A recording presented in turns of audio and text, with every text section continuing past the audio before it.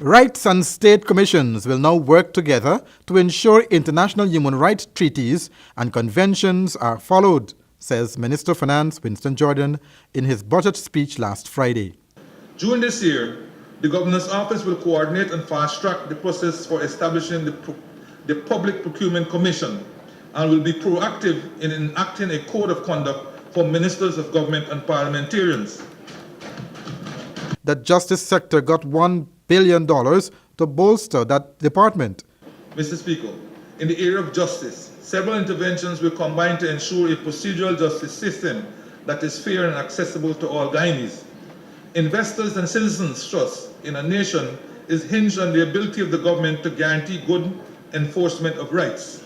Sound and fair laws, coupled with an effective court system, promotes a peaceful society and a thriving business atmosphere in which investor security is assured.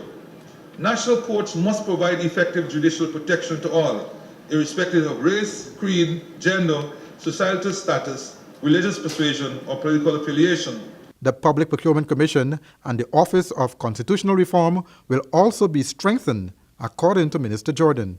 During this year, the Governor's Office will coordinate and fast-track the process for establishing the Public Procurement Commission and will be proactive in enacting a code of conduct for ministers of government and parliamentarians.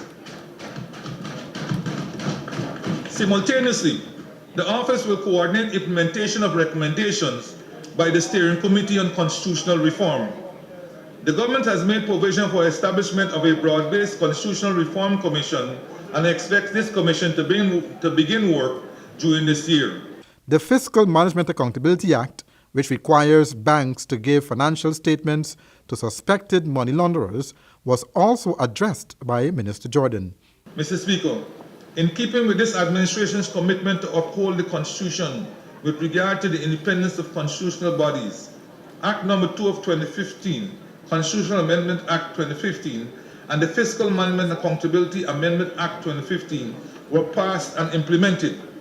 These paved the way for the financial autonomy of constitutional bodies, as witnessed by the National Assembly's approval on January 7, 2016, of their 2016 budgets ahead of presentation and approval of the national budget.